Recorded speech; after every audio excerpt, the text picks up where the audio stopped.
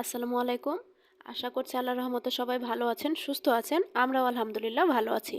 বরাবরের মতোই সবাইকে আরও একটি নতুন ভিডিও দেখার জন্য ওয়েলকাম জানাচ্ছি। আশা করছি ভিডিওটি আপনাদের ভালো লাগবে। আজকের ভিডিওটি একদম সকাল থেকে শুরু করে দিয়েছি। তো আজকে সকালে নাস্তায় রুটি বানিয়েছিলাম। তো এই যে রুটিগুলো বানিয়ে এখন আমি রুটিগুলো সেঁকে নিচ্ছি। তো কারেন্টের এই চুলার সাথে আমি এই যে রুটি সেঁকার এই তারজালিটা পেয়েছিলাম। তারজালি দিয়ে আমি আমার জীবনের এই প্রথম মানে রুটিগুলো সেঁকে নিচ্ছি। তো যার জন্য প্রথমে আমি বুঝতে পারছিলাম না আসলে মানে হিটটা কেমন অবস্থায় দিব। তো প্রথম অবস্থায় আমার রুটিগুলো পুড়ে যাচ্ছিল। আমি প্রথমে বুঝতে পারিনি, কারণ একদম সরাসরি যেহেতু হিটটা রুটির গায়ে লাগছে, তো যার জন্য আমার উচিত ছিল যে প্রথম থেকেই হিটটা একটু কমিয়ে দেওয়ার। জীবনের প্রথম কোনো কাজ এরকম ভাবে করতে গেলে একটু তো ভুল হবেই। এখন হয়তো আপনারা অনেকে বলবেন যে এই কাজটা করতে জানেন না। ভাই, অনেকে অনেক কিছুই জানে না। আপনি যেটা জানেন সেটা আমি জানি না, আমি যেটা জানি সেটা আপনি জানেন না। গত কয়েকদিন আগে সোশ্যাল মিডিয়ায় এক আপুর ভিডিও দেখছিলাম। তো উনি হচ্ছে মানে পরোটা ফ্রোজেন পরোটা ভেজে নেবেন। তো উনার মনে হয়েছে যে পরোটাগুলো ফ্রোজেন থাকা অবস্থায় ভাজা যাবে না, যার জন্য উনি পরোটাগুলো একদম ডিফ্রস্ট করে নিয়েছেন। আর ডিফ্রস্ট করার কারণে পরোটাগুলো একদম প্যাকেটের গায়ে লেগে গিয়েছিল, যার জন্য পরোটাগুলো ভাজা যাচ্ছিল না।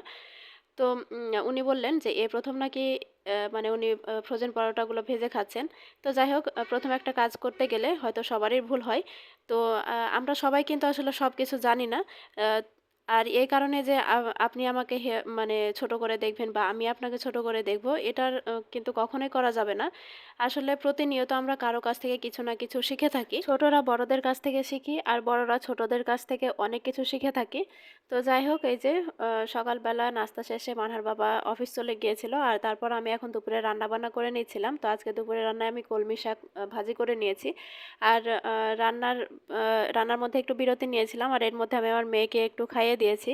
আসলে একটানা যদি রান্নাঘরে থাকি তাহলে আমার মেয়ে খুব বিরক্ত হয়। আসলে আমার মনে হয় যে সব বাচ্চারা এরকম বিরক্ত হয়, কারণ ওরা প্রায় সময় ওদের মাকে মানে কাছে পেতে যায়। কারণে আমিও চেষ্টা করি যে রান্নার ফাঁকে ফাঁকে মেয়েকে একটু সময় দেওয়ার। আর ওকে মালটা কেটে দিয়েছিলাম। ও একটা ফল বেশি দিন খেতে চায় না, কয়েকদিন আপেল খেলে আর কয়েকদিন খেতে চায় না, পরে আবার মালটা দিই। এটা কয়েকদিন খাবে, তারপর আর খাবে না, আবার আপেল দিব বা আবার অন্য কোনো ফল মানে ট্রাই করে দেখবো ও খায় কিনা। এরকম করে ওকে আমি খাওয়াই। এখন যেহেতু আমার মেয়ে বড় হয়ে গিয়েছে, আর মানে ও একটু একটু আধো আধো কথা বলতে পারছে, এ আর কি। তো এক এক সময় এক এক জিনিস চেয়ে বসে, যার জন্য ওর কারণে প্রায় অনেক জিনিসে আমার ঘরে নিয়ে এসে রাখা লাগে।